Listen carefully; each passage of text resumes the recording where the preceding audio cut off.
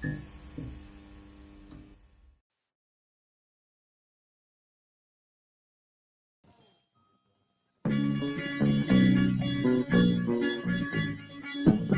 our thing here, folks. We're about to get ready, y'all. It's about to go down. Another way for my man Dusty to join the show. We're about to get this party started. Anyway, Dusty, where you at, boy? Where you at? From the West Coast to the East Coast and everything between, folks. From Eve after dark to concerts in the park. You're live with your boy Lonzo, the Godfather of West Coast hip hop. We do this most of the time on Tuesday, but today is a Wednesday show. Dusty's late. I'm here, and it's going down, folks. It's going down. All right, folks. Welcome to another episode of N.W.A. Stories with Lonzo, co-hosted by Dusty Visions, who's probably recuperating from his birthday. Yesterday was his birthday, so he's probably got a headache. I don't know if he got any clothes on. Anyway, I ain't gonna worry about that right there. Anyway, folks, you're live. Thank y'all for watching. Thank y'all for tuning in. Let me see what we got in the dugout so far. We got over here in the oh no, the wrong page. Cancel. All right, here we go, folks. We're doing too much. Here we go. Chat room, where we at in the chat room, folks? I see you, Marlon. Dusty, give me 2 minutes. All right, we already here. Vista Light 1972. What's up with you, Doc? Marlon, I see you in the house. Much love to you, folks. All right, folks, we here. Dusty's on his way. As you very well know, there's a whole lot going on in the world of hip hop, entertainment, and just the world in general. I don't know if y'all know it or not, but I'm a Toastmaster. I did a speech today for Toastmasters, and it should have been entitled "Weapons of Mass Distraction," but I didn't do that. I did it my way. I called it "Too Much." What's going on? Too much going on. And as you think about all the things we are dealing with every day, we got Drake and Kendrick. We got Donald Trump and his trial. We got Ukraine and the Russians. We got Iraq and the Jewish community and the Israeli community. I mean the Muslim community. It's shit going on all over the world in your backyard, and everybody, depending on what you into, everybody had some type of weapon of mass distraction. What's a weapon of mass distraction? When you so busy doing other stuff, you can't do what you're supposed to do. I know I'm guilty. Oh, Dusty, there you are. Hold on, let me see what Dusty's talking about. Hello, Mr. Dusty. Can I help you? Yo, Dusty, what's up, Doc? Hey, Lons, the link isn't working. Send me another one. Oh, okay. Let me get him on here. All right, Doc. Copy this link and send it to you right now. All right, cool. All right. Give me a minute. All right, that was Dusty. As you heard, he was on his way. The link didn't work for whatever reason, but that's sometimes that happens when you're dealing with technology on another level. That's one of the downfalls of being live. Sometimes some things you can't predict, but you got to roll with it. And what's my boy say? Don't panic, pivot. So that's what we're doing. We're pivoting right now. We'll send him a new link, give him a few seconds to find it, let the internet do what it do, and I'm quite sure he'll be here shortly. In the meantime, folks, as I was saying, we got weapons of mass distraction going all around us. We got a presidential election with only 2 candidates. How in the hell did we get stuck with just 2 candidates for a presidential election? What's up, Dusty? Oh, man, just hanging out, man. Sorry about that, everybody. I had to work for the man until 3:30, so I'm officially available. But go ahead and keep talking. I'm enjoying this weapons of mass distraction talk. Yes, we on weapons of mass distraction, man. I was just talking to the audience, and I was just saying, here we are in a presidential election. We don't have these for every 4 years, and they have convinced the American people that out of all 300 million people in this country, we only got 2 old guys that we trust to try and run this country. 2 old guys that you wouldn't get the keys to your car to go to the liquor store, okay? You would not get in the matches like the barbecue at the family reunion, but we're gonna give them the keys to the country, the keys to everything, And I was just thinking, I said, you know what? We just one person more than Russia. Russia only had one. In Russia, they got one candidate. One. Putin, that's it. We got two. And if one of them had his way, we wouldn't have that one. How do we get from debates and commercials and persuasion to just two people? Man, it's bad enough we only got two parties. But now we only got two candidates, two old candidates. Come on, man. I know we can do better than that, but I ain't going to jump on no soapbox. I might get canceled for that. Anyway, folks, Dusty is here with all the hip-hop updates. Oh, yeah. Man, probably the biggest story, Lonzo, this week. We've been talking about Diddy a lot lately, unfortunately, but we talked about the video of him in the hotel just whooping Cassie down. I mean, damn near punting her head like a football. But he came out with an apology, and I would love to play his apology. It's about a minute long, so let's play it, and then I would love Alonzo's reaction to Diddy's apology after the video came out of him beating Cassie. It's so difficult to reflect on the darkest times in your life. Sometimes you got to do that. I was fucked up. I mean, I hit rock bottom, but I make no excuses. My behavior on that video is inexcusable. I take full responsibility for my actions in that video. I'm disgusted. I was disgusted then when I did it. I'm disgusted now. I went and I sought out professional help. I had to go into therapy, and go into rehab. Had to ask God for his mercy and grace.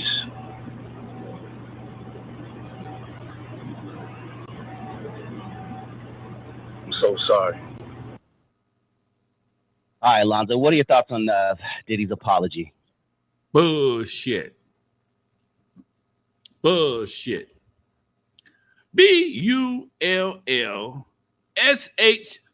upside down, whatever you want to call it, T.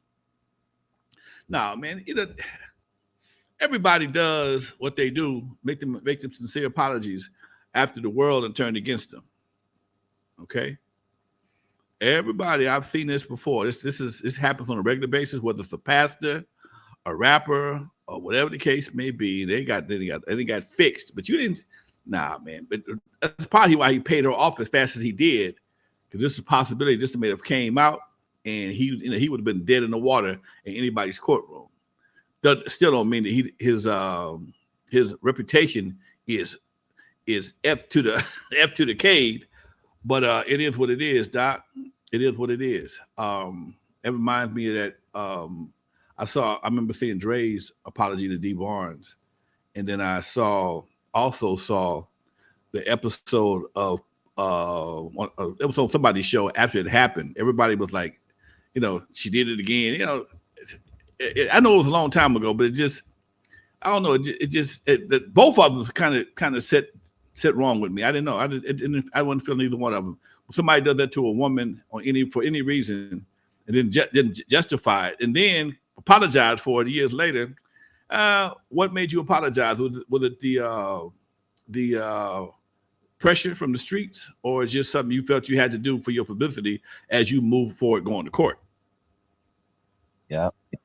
And just 3 weeks ago, he was, saying the truth will come out. It will prove that these charges against me are unjust and I'm a great man. And then a week later, we see a video of him whooping Cassie's ass in a hotel. And that was bad, Lonzo. Did you see the video? That was really bad, bro. Man, he in a towel wrapped around his ass, putting hands on somebody. I mean, she was trying to sneak out while he was in the shower or just got out the shower, okay?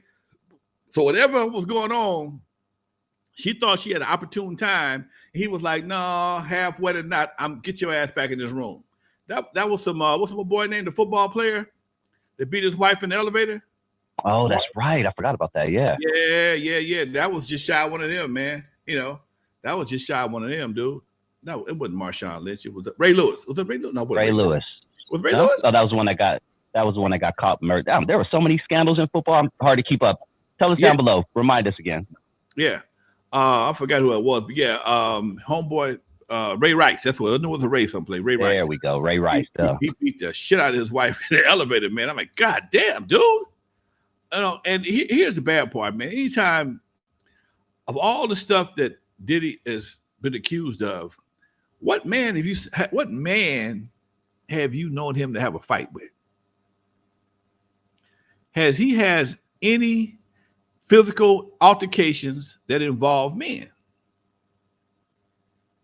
If all your altercations, if all your altercations involve women, that says a whole lot for the person himself. Hey, you had a bunch of cats around you all the way. Everybody that says there was a problem with Diddy, ain't no man said me and Diddy got into it on the fifth floor, or so and so and so and so. No, because everybody thought he had so much money. All the shit you thought you believed in went out the window. And that's where the problem comes in there, whether it's in the record business, politics, church, whatever money, if the person got enough money, for some people, everything you believe in will go out the goddamn window to get a check. And that's the problem. You know, speaking of money, a lot of people are saying that Diddy paid off someone to get this video, you know, taken out. It's not shown to the public. You know, do you think that's true? I don't know anything about that. And do you think the person who did hide that, do you think they should face some charges as well if they were paid off by Diddy? Well, they wasn't the payment must have wore off at some point in time. They put it out on deposit, so it still came out. But they may have delayed it, but they damn sure didn't stop it.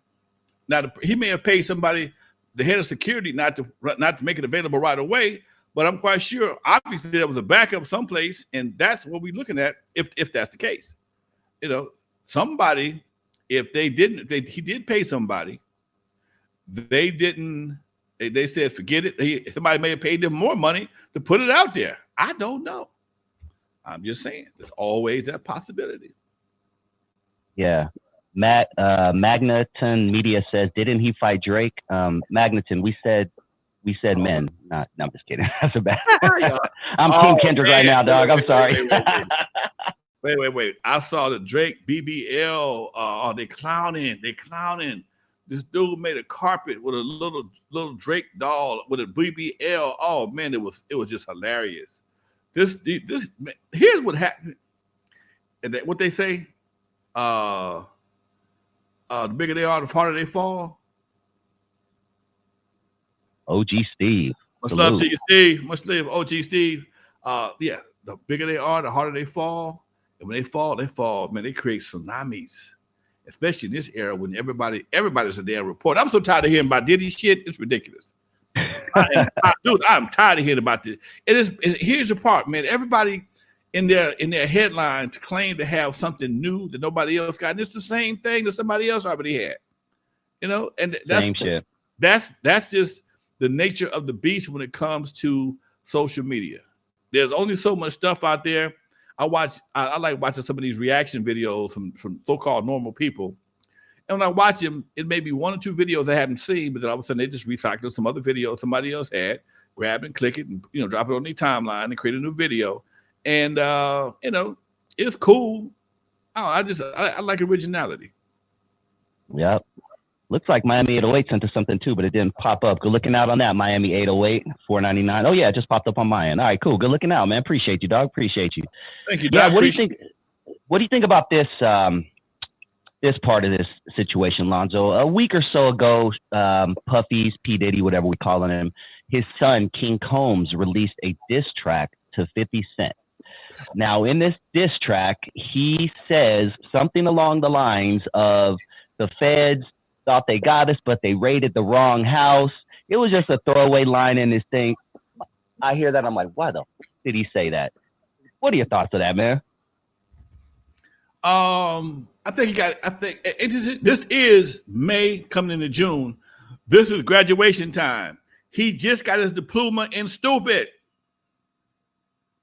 He just graduated from his stupid class with a 5.0.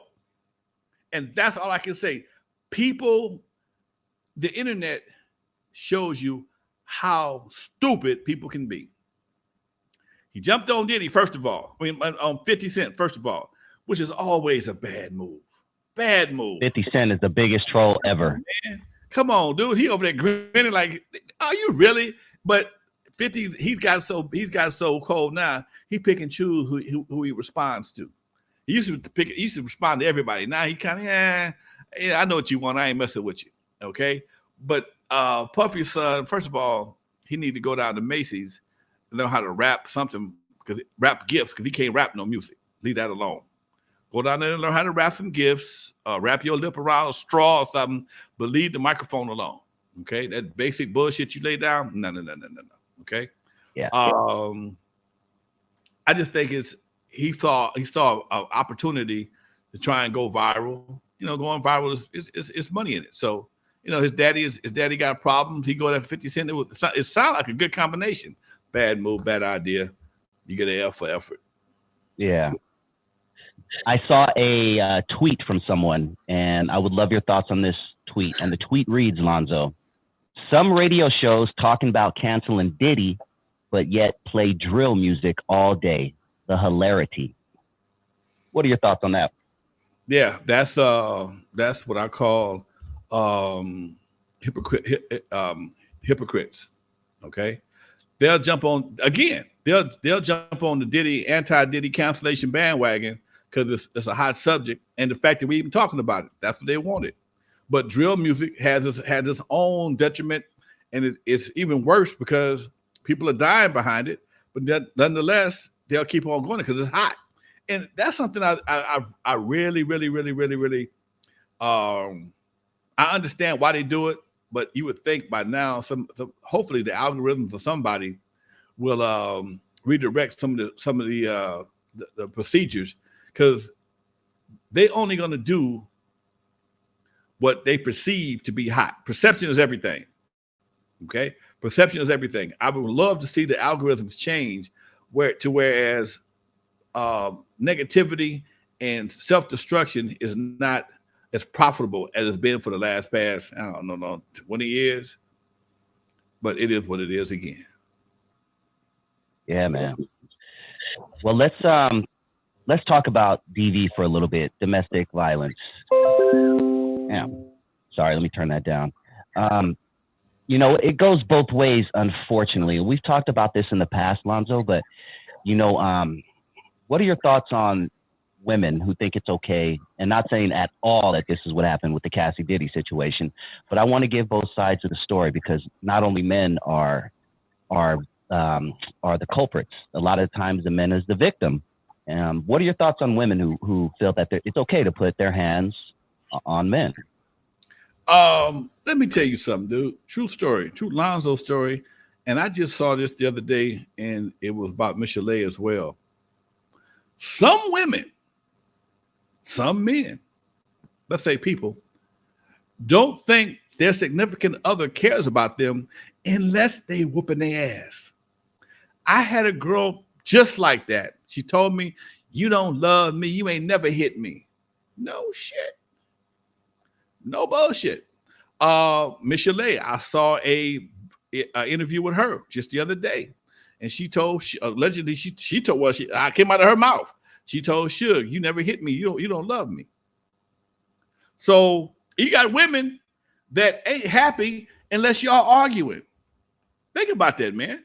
You have people that ain't happy. They will go pick a fight with their significant other so they can win the fight or lose the fight and maybe have makeup sex. I don't know. But some people just figure that as being a way to show their affection for somebody, to either piss them off or to see how they're going to react. Women do it. Women are notorious for that shit. They're going to flirt with somebody to see, watch their guy. I know a woman like that almost got a guy beat to death behind doing that shit. He was flirting with a guy, and her boyfriend was a super jealous son of a bitch. And he put hands on this dude in a way that didn't make no damn sense. And it just because she was a flirt, she needed the extra attention, and she got it, but she almost got somebody killed in the process. Wow. Damn. Yeah, it's a bad situation both ways. Would you say, and we talked about this in the past also, that most, not a lot of people are in prison or they done something dumb in their life because a woman was involved? I mean, there's gang wars that are going on 40, 50 years because they started back in 1972 over a female.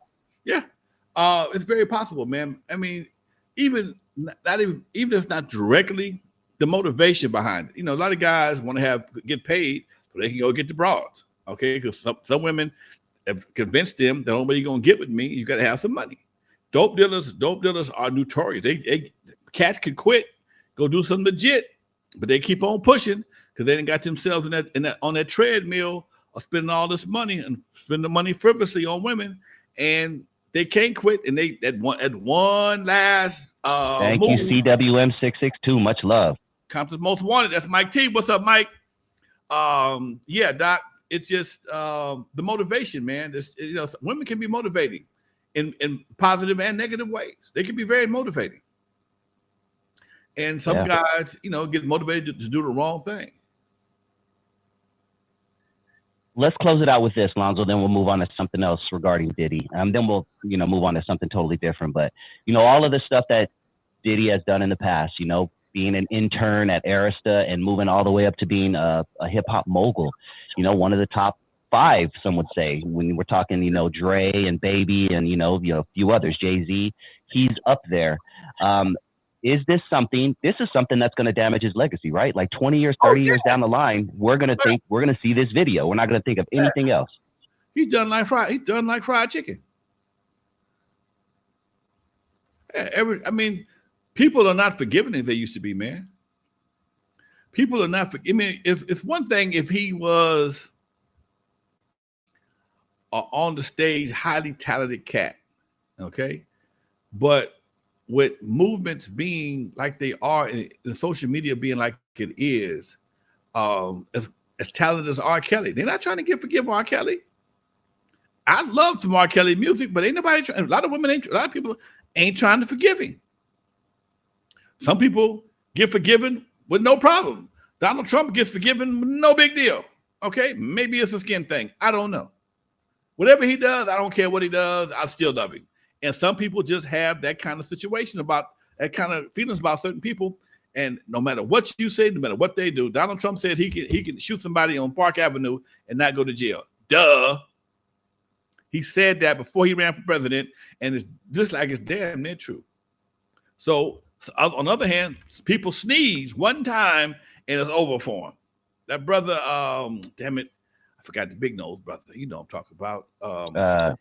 Bob Dole? Wait, who you talking about? Big nose politician? Brother. No, his brother, actor. Actor. Owen Wilson? No, the brother. Black dude, white. Oh, the brother. Oh shit. Man, he was up and coming big time. Grabbed a white girl last year. Ain't seen his ass nowhere since then.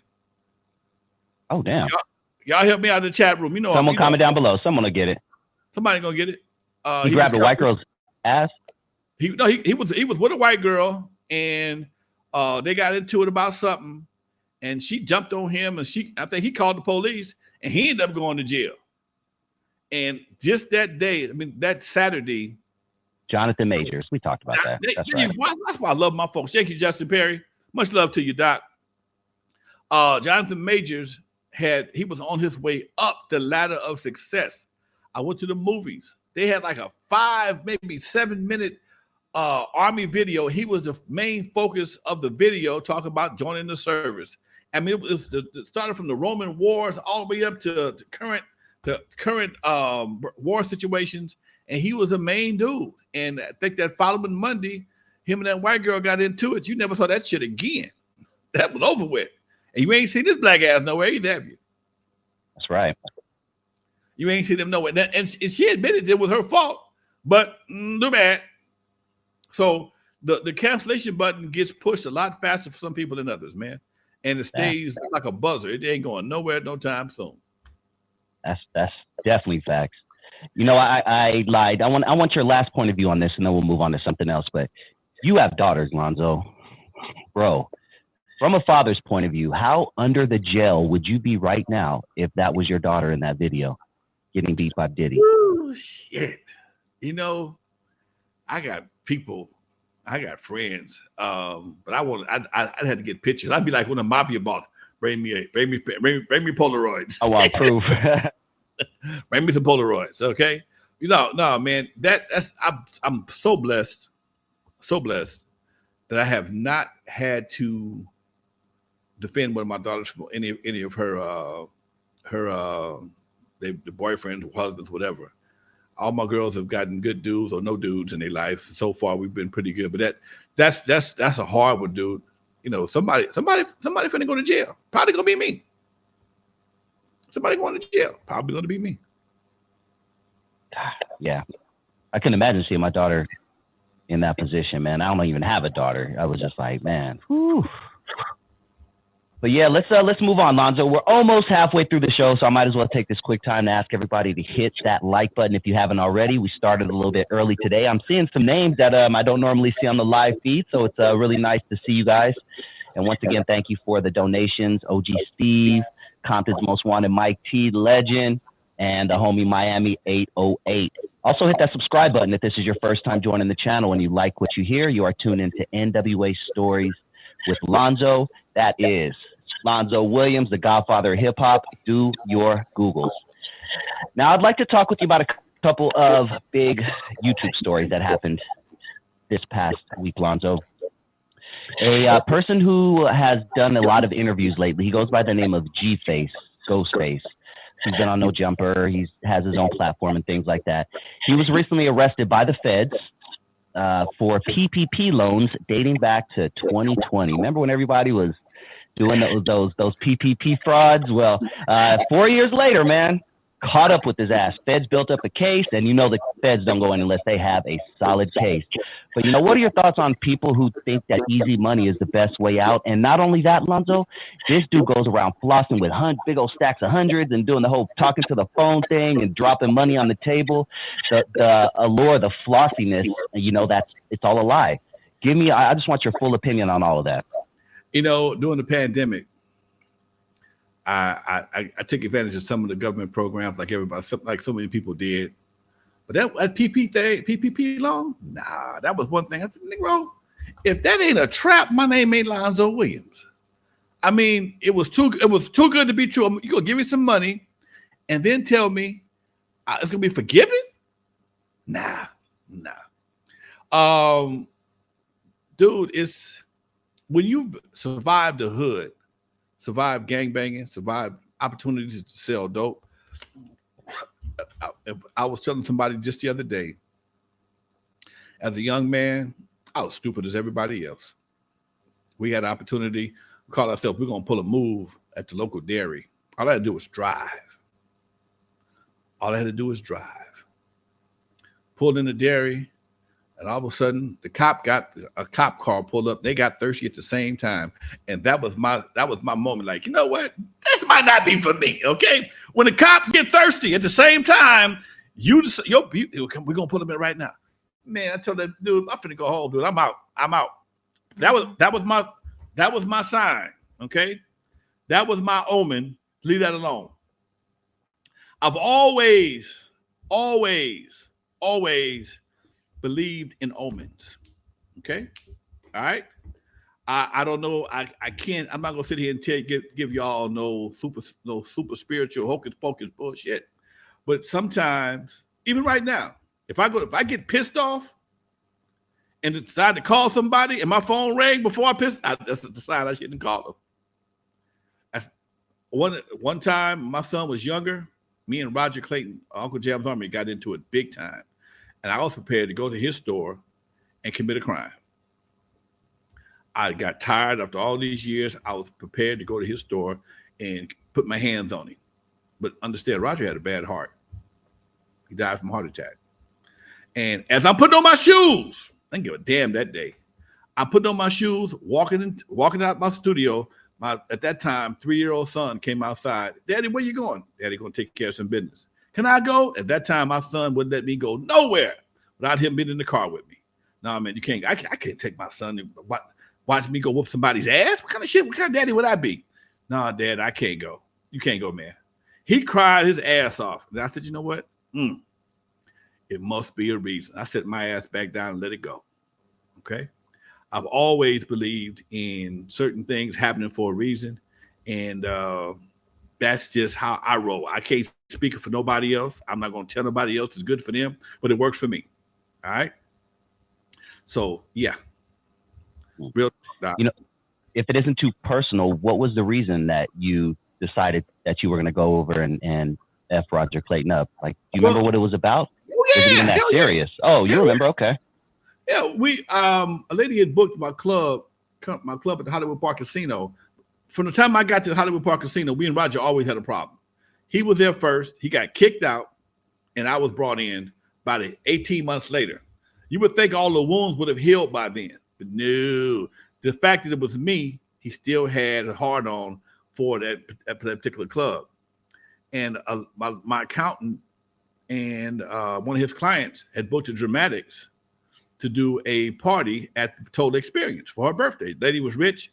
She said, no problem. She called Ron Banks up, got the deal, and was going to be at the Total Experience. I'm sorry, Maverick Flats. Maverick Flats, a little small club on Crenshaw. Well, my accountant says, hey, I got one of my clients. He got a big old club over on at the Hollywood Park Casino. You might want to talk to him. Set up a meeting. Within 20 minutes, the lady loved the club. She fell in love with me. She gave me like $4,000-$5,000. I ain't got a lot to kick it. She gave me $2,500 to rent the club, another $1,000 to buy posters and flyers, and another $1,000 to start the radio campaign. Okay, and cash is here. Threw it at me. So I go out to get the color flyers made. I call KJLH. We're gonna do this at the club. Roger got wind of it, and he was harassing the shit out of the lady and the casino and me. And all of a sudden, right, maybe 10 days before the event, the lady stopped calling. I couldn't get on the phone for shit. I'm like, what's going on? I'm calling and calling. And she usually called me right back or send me a text. Hey, I'm on the phone. I'll call you right back. Well, this took the time. She wasn't calling me back. Then finally her daughter called, said, my mama been in the hospital for the past 3 days.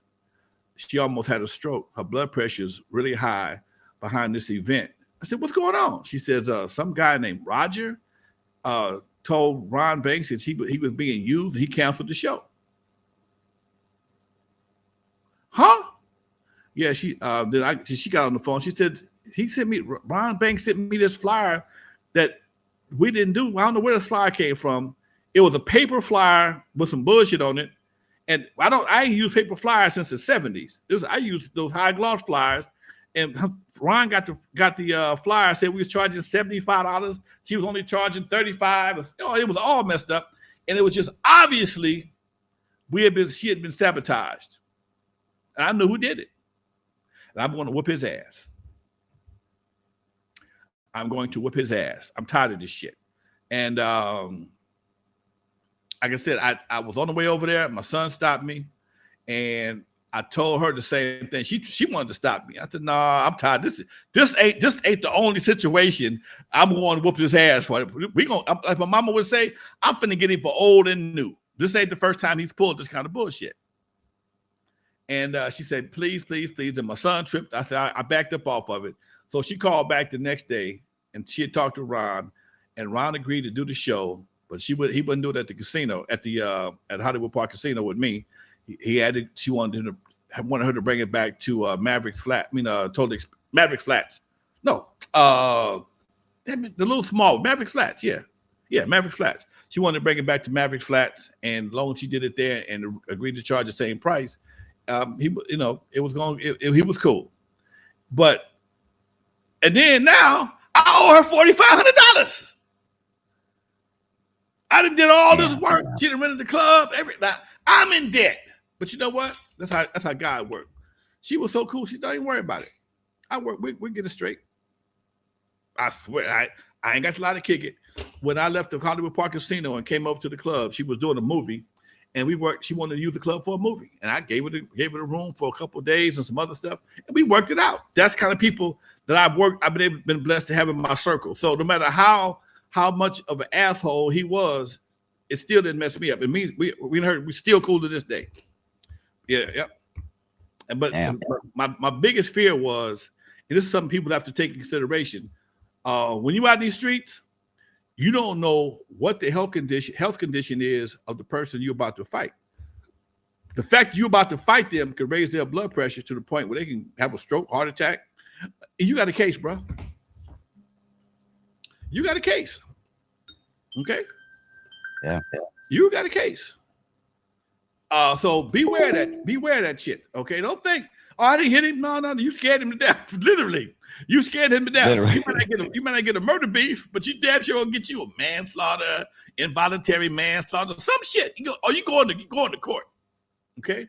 You go on to court, and depending on what the situation is, you may or may not come home. You may get probation, but something like that is because you don't know. A lot of guys that are sick as a dog, man, out here playing badass, and all of a sudden that nigga fuck around and he could have a whatever, any kind of heart issue, aneurysm or something, fall over, and because you caused that reaction, your ass is in trouble. I didn't touch it. You didn't have to. All you gotta do was threaten him, and his ass, the blood pressure went through the roof, and he checked out. Now what you gonna do? You know what? That's a great segue. Speaking of badasses, Lonzo, this next story is kind of a. Go ahead. Hey, y'all, yesterday was Busty's birthday, y'all. Wish him happy birthday in the chat room, please. Oh, yeah, they did. A few of them have. Thank you guys so much. Thank you. Make a show. It's officially Gemini season, baby. It's officially Gemini season. Yeah. 2 for 1.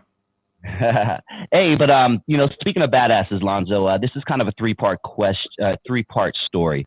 But did you hear about the podcaster last week who went on a rant calling No Limit, the black people at No Limit, and the brown people, but the black people at No Limit, No Jumper monkeys? I heard something lightly about that, but I didn't really get into it. What okay. Details. Yeah, I'll give you some meat to it. So there is a podcaster out there who goes by the name of N.W.A, and I'm saying this on this station because there is a direct connection, and a lot of people have been saying that he's part of Rhodium Radio, which is the homie Tony A's radio station, radio show. Well, Tony A ended up firing this guy for going on a rant calling black people monkeys. He did call brown people monkeys as well, but he called black people monkeys, and it was really, really bad. And in 2024, if you haven't realized that you can't call black people monkeys, then I don't know what to do for. I can't help you there. You know what I'm saying? It's one of those things. You can't call Mexican people beans. You know what I'm saying? There's certain things you just cannot do in 2024, period. You know what I mean? But he went on the rant and got fired by Tony A. And what was bothering me was I was seeing the title all the time, Rhodium Radio co-host. N.W.A calls black people monkeys. So I even went on my platform and said, no, he had his own platform. He has his own podcast. He just so happened to be Tony A's host. He never said it on Rhodium Radio. He said it on his own platform. But that being said, Lonzo, can we, as elders, man, can we talk to these kids about being careful what the hell you say? We talked about it earlier. Everybody has a phone now, so everybody can be a commentator. Everybody can be a quote journalist. Everybody can be this. Everybody can be that. Talk to these kids about how important it is to be careful with what you say, because it can get you in trouble. It can make you lose jobs. It can all of the above. Here's the crazy part, Dusty. You're absolutely correct. But in most cases, a lot of cases, people feel that going viral is more important than the future. People don't. Most youngsters don't think past right now. A lot of people don't think past right now. They'll do whatever they can in the moment and suffer the consequences later, and then cry and be snotty on. I didn't know it with you. No. And that's just the human nature, man. It's just really hard to. It's hard to explain the level of ignorance that people would have to endure to do that in this day and time. But again, if you're not that smart, you don't have any real skills, you don't have any information to offer, you have to go low just to stay relevant. And it's not and one thing about the internet, it don't care whether you're talking positive or negative. If you get a response, you're gonna get the money. And that was something I learned when I was picking these podcasting classes, because as an old dude, I didn't get this shit naturally. I took some podcasting classes, and the instructor asked me, he says, man, I asked him, I said, hey man, what's the chance of me having a real following and not have to humiliate myself? He said, slim to none. You probably, it won't be that successful if you're being real. Even Kevin Samuels, as real as he was, he has to go over the top a little bit to be able to give them numbers. I watch him. I still watch him today. He is raw, hardcore raw, not disrespectful, but what he says is things that people want to say but don't say. But again, that was his whole platform. So to nowadays, for folks to say stupid stuff, they don't have any knowledge on any real subjects, so they can't say anything significant. They just say, "Oh yeah, niggas is monkeys." Okay, there's no thought. There's no thought to that. You know, he may find some folks that's gonna support that theory. Then he gonna get a lot of backlash. And bottom line is, all that is interaction. All that rings up to a plus. There's no derogatory. You don't get point taken away from you or credit taken away from your views if you get a derogatory statements. They're all pluses, and that's the part that makes the internet dangerous. Very dangerous. You know what? That's funny that you said that. You know, when I saw this video of him calling black people monkeys, I first thought I was like, he wants to go viral. He wants to go viral. Well, he got what he wanted, Lonzo, in my opinion. Not only once, not only twice, but 3 times. This is the only man I know to go viral in 3 times in 1 week. So he went viral for calling black people monkeys. He went viral for Tony A firing him the next day. Both of those went viral. And then he went viral a 3rd time the next day. And this is where the internet gets so scary. Once again, Lonzo talking about badasses, going to how I started this whole thing. He goes to another podcaster's studio that he has beef with, and he has his phone in his hand. He's calling the podcaster out. Podcaster walks out of his studio, pops him in the mouth. Next thing we know, we click over. Dude, piece of his ears on his cheek. He got a tooth up on his eye. Like, dude, knocked the ever living S out of him. It could have been a lot worse, man. These kids doing things like this to go viral. Once again, he did it to go viral, dude. He went to this other podcaster's house, and podcasters have died in the past from beefing with other podcasters. I think podcasting is the new gangster rap, if you ask me. You know what? And a lot of cats is badasses behind these microphones, behind these cameras. You catch them in public, and they start apologizing. Oh, you know, I'm just doing it for the gram. Just doing it for the gram. Well, no, you insulted my ass in the meantime.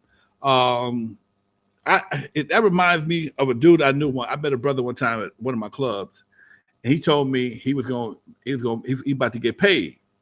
I said, how's that? Before podcasting, before all this internet shit.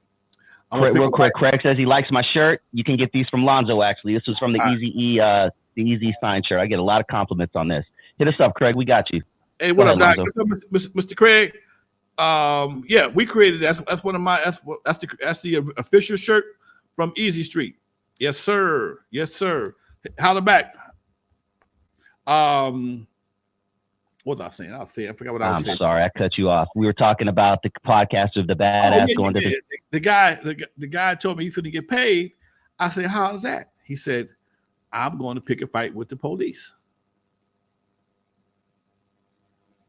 No bullshit. He told me I'm picking a fight. I'm gonna get at least 250. I'm gonna get at least 250. I said, are you sure? But come on, man, quit bullshit, man. If my lawyer told me, he picked a fight with the police. They whooped his ass. He got paid. He don't know who the fuck he is, but he don't know he can't spell paid. He got a limp. He got some various obvious scars that will never go away. What he said and what he did, I don't know, but he got a check. And some people don't care, man. And that's the part that's dangerous. Some people don't care about the consequences. All they know is they went viral, they got paid, whatever the case may be. And in their eyes, they winning. That's crazy. That's crazy. Hey, real quick, Craig, if you have any Skateland USA shirts that specifically say Compton on them, I would buy one. If not, maybe you should think about creating some, because that is a nostalgic thing that I think you can get a few shirts off. Just throwing that out there, man, because that nostalgia thing is huge. Speaking of these shirts, and yes, anyone else that's interested, just hit up Lonzo on his email or on his Instagram DM, and we can get one of these out to you very quickly. Let me holler. But let me get Craig on the line right quick. Yeah, let's get Craig on the line, man. Craig, I'm calling Skateland USA Compton. We ain't talked in a minute. Let me see if I can get you on the phone. If I can find you. There you go. That's what I love about this show, man. Now the legends call in. The legend. The legend connection. What the hell is going on down there? What's up, Craig? How you doing today, Doc? But I was just posting a thing that says, I give a shit if somebody's gonna beat the hell out of me. Now, I want to beat the hell out of me. Yeah, I get that. How you feeling, man? Hey, we're doing good. I was just writing down. I just got my first load of Skateland USA T-shirts. Dusty, I'll be sure and get one to you. Okay. It is a remake of probably one of the most infamous icon posters in hip hop. Okay. Eazy-E and N.W.A. is Skateland USA. I had it made into a T-shirt. Okay, great. Oh, that's good. I know exactly what you're talking about. And I'm also remaking the Skateland USA satin jacket. Oh. And I'm updating the lettering and putting 40th anniversary on it. You know, Lonzo, we've been open 40 years. Wow. So have you. You've been open for 46. I'll be 45 in June 22nd. Yeah, 45 years. 45, yeah. Unbelievable. Time goes so fast. 45 years, June 22nd, man. Dusty, you're just a young pup. I think he might have been in the left nut right about that time. But you left nut at that time? I was born in 78. Yeah, I was about 6 years old, man. Okay, all right. You was here. Okay. Yeah. Wow. Yeah, they were changing his diapers. Yes, they was. To the chronic. Yeah. His cake, you had the plastic wheels on them, little strap on his ankles and stuff. Right. Hey, so 40 years, no shit. So 84, we're talking? Skateland 84, Craig? 1984, November 17th. Wow. Who did that grand opening of that show that day? Who did that grand opening? You know, there was this group. They were pretty good. The mixmaster was a dynamic young man. Yeah. The Grandmaster, it was the Grandmaster dude, wasn't it? Wasn't Flash, was it? It was a granddaddy, yeah. Yeah, okay. I can't remember if he had Jerry curl or not. You know? Oh yeah, he did, because he used to get it on my jacket all the time. Oh, good. And, go ahead. And we had that young DJ, 17-year-old kid. What was his name? He was Dennis. Was he a dentist or something like that? Dennis? Yeah. Yeah. Okay. Dennis. Yeah. Dennis Yukon. Yeah. Or Dr. Dre, maybe it was something like that. One of the shirts I'm going to do is the grand opening poster. I'm going to do that probably in another month. Okay. I hooked up with a guy that does transfers, and he's been working with me, helping me on the artwork. That's a good thing, Doc. You get me idea. I might do a 45-year Eve After Dark T-shirt or jacket or something. Yeah, I had some little appliques that are embroidered, and they say 40th anniversary on it. Okay. Because I got a notice from Egypt, and his 40th is this year too. Wow. That's hard to believe. 84 was a great year. 84 was a great year, man. Can't complain. Did you ever listen to that the year 1988 that Will Smith did? Did either of you listen to that? I can't recall.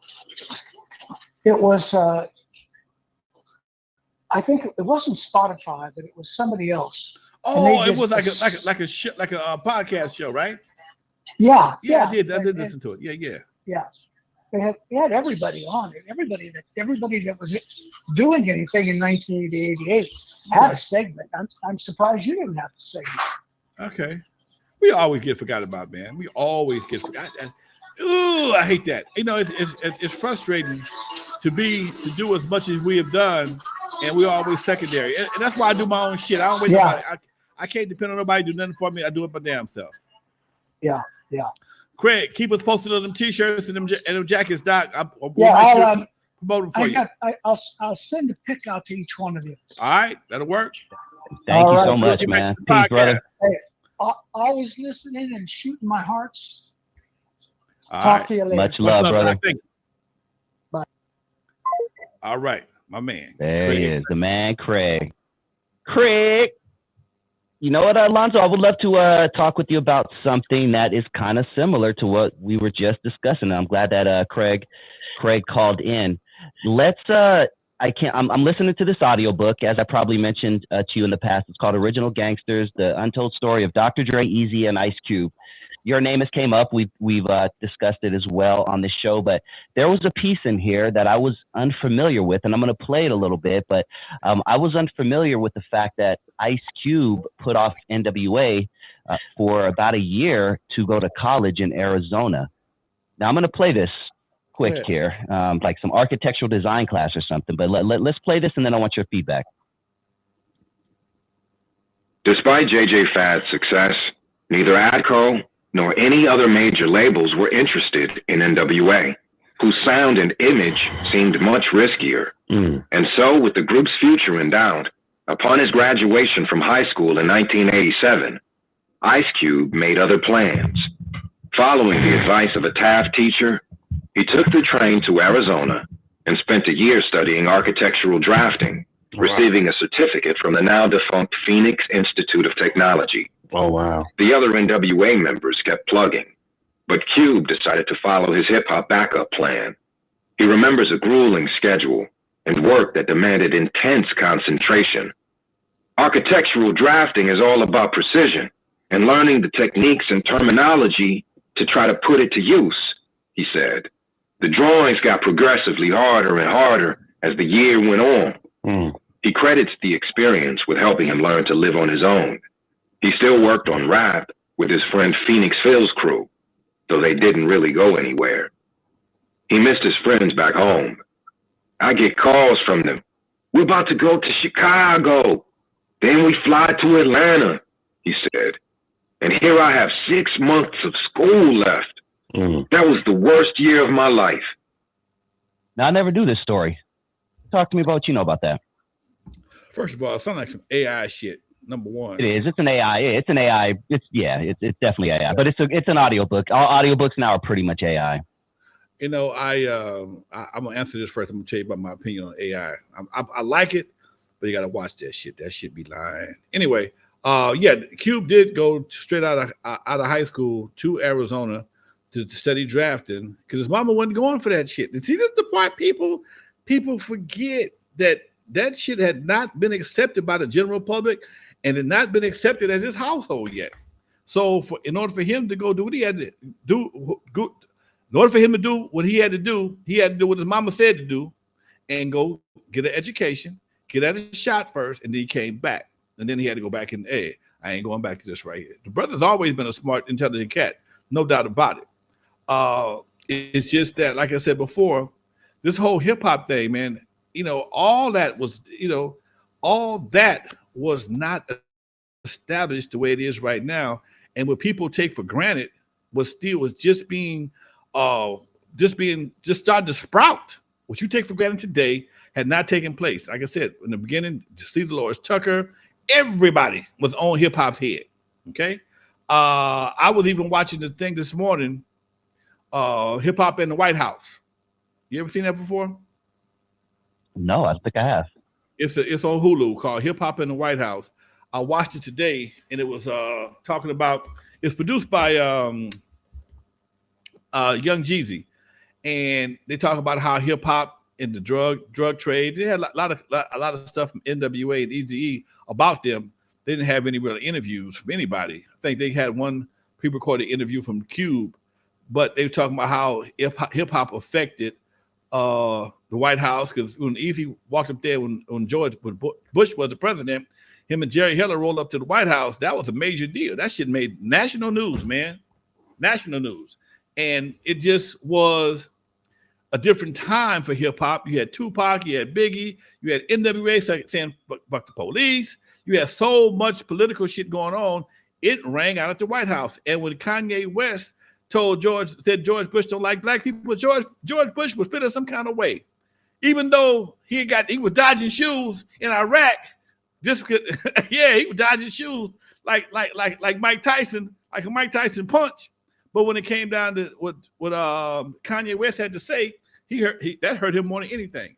He talked about that on multiple different occasions, and it just goes to show you the impact that hip hop had over the government, and to see now that it's become just a bunch of fluff and bullshit, because it had the power, it has the power to change, but again, it's been redirected and used against us, and now we are wearing pink, and everybody's happy. And we know what color people's booty holes are, apparently. Yeah. Let me fast forward a little bit. This is another clip from the same book, Original Gangsters, The Untold Story about Easy, Dre, and N.W.A. But this is where you guys are mentioned. The group began playing shows on the road, piling into Easy's navy blue Ford Aerostar minivan and sharing cheap motel rooms. At first, they opened up for Alonzo's revamped version of World Class Wrecking Crew, which was awkward for everyone considering their disparate styles and the fact that Dre and Yella had quit the group. But by 1988, had graduated to performing with acts like. So to tell us about that particular period, we have about, 4 or 5 more minutes, but tell us about that particular period in time. Was it awkward with having N.W.A. and World Class Wrecking Crew on the same bill? Yeah, but ain't nobody piloted no van. I don't know where they get that shit from. Jerry Heller was managing Wrecking Crew and Eazy-E and N.W.A. And he had booked us. Again, this is what happens when people don't know music. They just know booking. They don't know music. They booked World Class. We the headliners over Just Ice, Ice-T, N.W.A. and Eazy-E. It was awkward, period. Okay? It was, the gig itself was awkward. We were out of place completely. And it's like it's like riding in a limousine to the prom with your ex-girlfriend and her new boyfriend. It was just awkward. We didn't speak on the whole tour. We didn't really talk. We flew everywhere.